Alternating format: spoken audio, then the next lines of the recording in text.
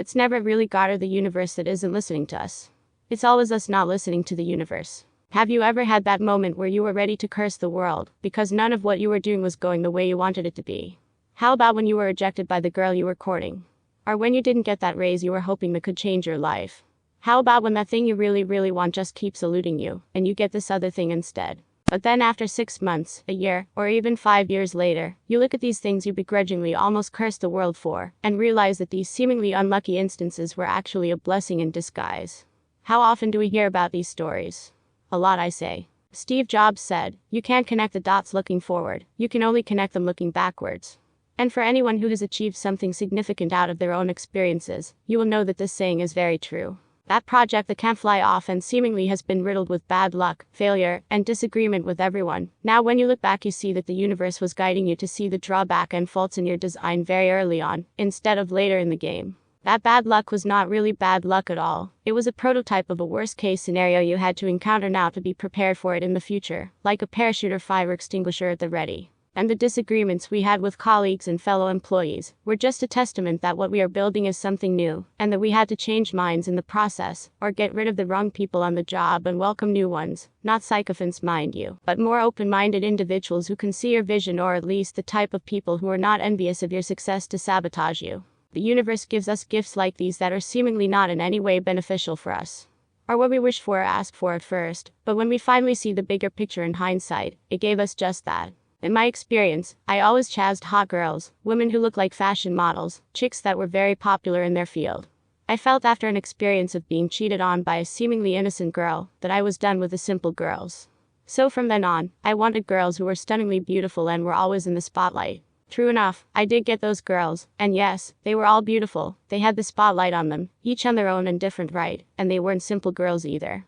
But you know, the one thing that was missing was they weren't fucking my brains out, not in a sexual way, but the intellectual way. I'm not saying that my exes were not intellectual, they were. They loved films, music, and even poetry and art. All of them had great tastes in all of these, and even influenced me on some occasions. But they weren't getting what I was really about. They weren't getting what I was talking about most of the time, nor do they stimulate my creativity or could swim in the depths I could. And so, I felt that lack, the one where you could talk for hours and even forget the time. Sure, that happened once or twice with my ex-girlfriends, but not always. We would often hit a wall where they lacked the knowledge or understanding to grasp what I was talking about. I mean, it's not their fault, of course. I'm just really into a lot of things that most people aren't even aware exist. When you try to talk to them about it or try to tell them this thing, they seem to fade off and become uninterested. And as I said, this isn't their fault at all. It wasn't their interest. And I could see that it wasn't because they weren't interested at all, because it wasn't their passion. My passions lie in a lot of things, especially art, psychology, even religion and philosophy, and a whole slew of other things. Some of the girls were indeed interested in them as well, and we would start a conversation about this or that, but our discourses often doesn't get a satisfying or significant conclusion. There was no insight for them or me, and I felt something lacking. And so we would break up, maybe for other reasons too, but maybe it was this all along. Eventually, though, I figured I should probably just stay single. I mean, I'm no good at maintaining relationships anyway, and nobody so far has really gotten me or who I really am. Then I realized, maybe I shouldn't court a girl just because they were hot or look like a model. Maybe the reason I'm not satisfied with my previous relationships is that I always aim for the girls in the spotlight, or if they were goth babes, or if they were in a band, or were always drunk and high who goes to poetry slams. I just realized when it came to girls, that these characteristics, physical and outer characteristics, weren't the ones I should pursue and focus on for them to be my girlfriend. I hadn't even considered if they were a total bitch or not. Neither have I considered what they thought of my ideas, or got what I'm about.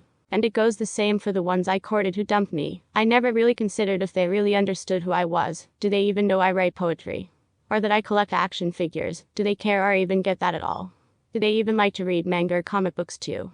No, it was all about their looks first, and then it was just a bonus for me if their interests lined up with mine. And I tell you, that's not a good way to go about it.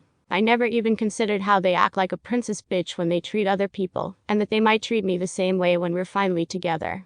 I never considered their principles. Heck, I've never really even considered mine. The women I gravitated to, it seemed that both of us were acting in conjunction on how both our lives are fucked up, like how negative people attract other negative and toxic people. Toxicity is like a magnet, and I'm blinded by this and just didn't care because I just wanted the pretty girl's pussy. I'd do anything out of my desperation and depression, even upping the ante of my ridiculous traits, like being an ultra goth, always high, always drunk persona, to sway them or to fall in love with me, so that I can fuck that woman. I even pretend that I was a successful artist, but really was an undisciplined, starving artist. And me having that persona, donning that costume of the seemingly successful vampire artist, putting it out there for the world to see, I did attract these girls who I like, but I also attracted girls who are just like me. The kinds of girls who fall for my facade, I attracted them because they too were wearing one. They too were pretentious, unloyal, and riddled with issues. Girls who look pretty on the outside, and they did look stunning, putting so much effort into what they look like on the outside to look beautiful, so that they can hide their inner insecurities. Like a poisoned apple, shiny red and smooth on the outside, but on the inside, damn fucking rotten. The worst part is, I only attracted them because I was playing my part, that same part they were playing, being the shiny apple on the outside, but when you get to know them is really full of worms and maggots on the inside. It's a karma partnership and we all deserved each other. So I realized that and decided to change my ways. I decided to exorcise all that rotten stuff in me, the insecurities, the pretentiousness, the vanity, and even the laziness, depression, and naivety. I changed for the better, substituting my vices for virtue, and changing my polarity. I then cut my hair to normal length, which was up to my butt cheeks at the time, because my long locks gained me the wrong eyeballs. It attracted women who were as vain as I was. I also decided to be more punctual and professional at work. With the little work I do get from random art commissions, I figured I could get more income if I wasn't such a diva, or I was at least on time delivering what I had promised, and making it the best thing they have ever seen. I finally started telling the truth and nothing but. I became dependable and I even started making my dream goal, which was making comics. And wouldn't you know it, when I wasn't looking for it, the girl, the right girl, the one as they call it, that one girl for me, arrives. She's beautiful, maybe not that model tier like some of my exes, but that kind of beauty is actually dangerous, because a lot of guys will hound your girl, and the girl is actually thinking of leaving you most of the time, because she thinks she can get someone better. So no, not any more girls like those. This one has a simple beauty. I love it when she smiles, it's so genuine, and she laughs a lot, especially at my jokes. She's also an artist, but she's not in the spotlight and hound to be, but she damn well deserves it. She's humble that way because when you look at her work, it is as if a master painted them. It sometimes makes me cry how good and simple they are. And the conversations we have, we can go for hours, we can go off topic, we can go deep into a subject and go light on the next one spontaneously, and she and I love learning new things. Me learning from her about a new thing she discovered, and me teaching her the lessons of my past experiences, and vice versa. We occasionally fight when we disagree on something or debate about the meaning of a word, and the internet judges us both when we fact check.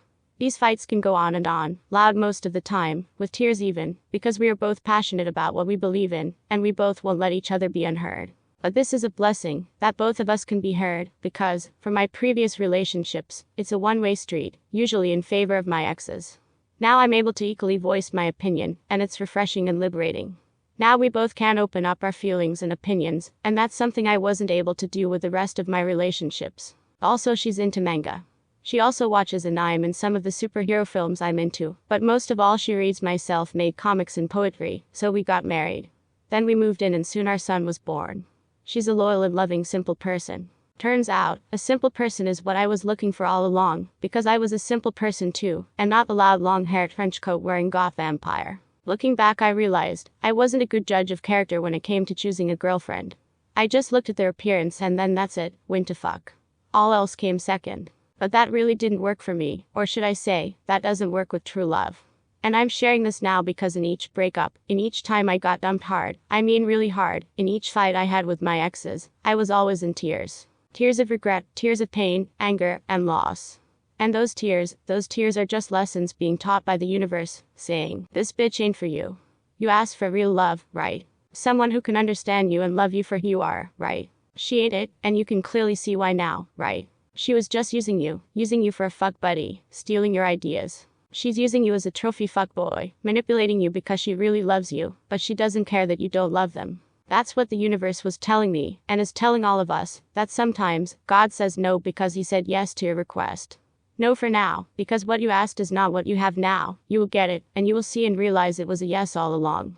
That if not for this breakup, you wouldn't have met your soulmate, your real soulmate, and not that one you said she was, when both of you were drunk and high. And that goes with everything, love, a job or a simple ask on anything, or a big ask on something really important. God, the universe, he answers, and it's actually so quick, so fast, that we wonder why we doubt him for a second, and we shouldn't. We should talk to him more often and ask for his guidance in every move we make every second of the day.